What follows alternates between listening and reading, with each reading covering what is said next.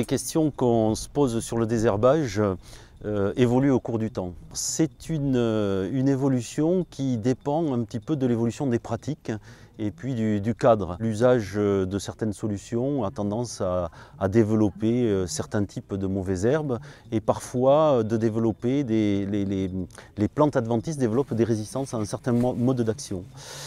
Alors on a des solutions à proposer.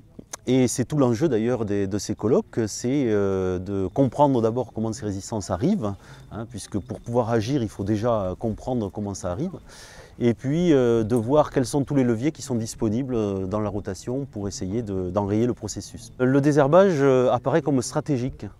Alors pour deux raisons essentielles à mon avis. La première, c'est que les mauvaises herbes sont un compétiteur important pour les cultures, mais il faut aussi voir que la mauvaise herbe a une présence, peut avoir une présence du fait des semences qui sont dans le sol, etc., sur plusieurs années. Et donc le désherbage, ce n'est pas simplement rendre la parcelle propre, mais c'est rendre la parcelle propre durablement. Ce qui est proposé dans les différents colloques qui sont organisés, c'est d'explorer un peu toutes les méthodes possibles qu'un agriculteur peut utiliser pour maîtriser le désherbage sur son exploitation. On a une meilleure connaissance des conditions climatiques qui sont idéales pour renforcer l'efficacité. Il y a des matériels qui permettent de limiter les effets de dérive.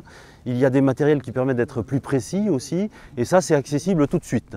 Donc ça, je dirais, c'est le premier niveau.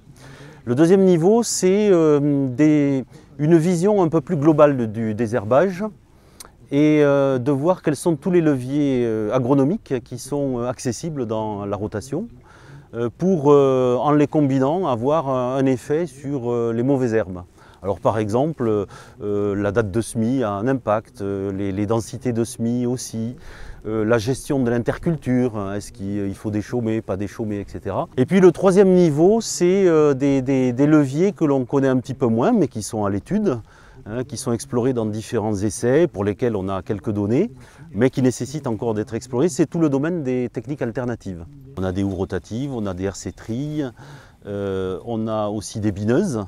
Et aujourd'hui, on a une idée un petit peu plus précise. On sait en particulier que ces divers matériels ont des conditions d'utilisation assez précises. Demain, il faudra combiner ces leviers et voir, il faudra peut-être jongler avec le travail du sol dans l'interculture, plus la densité de semis par exemple, et peut-être quelques techniques qui combinent le mécanique et le chimique.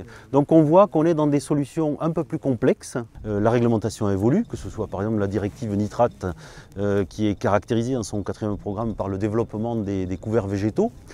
Eh bien, le développement de ces couverts végétaux fait que on se pose des questions d'abord pour la destruction de ces couverts, et puis aussi parce que la période d'interculture, c'était aussi une période pendant laquelle on faisait du désherbage. On a moins de possibilités et donc on est obligé de regarder le désherbage d'une manière un petit peu différente.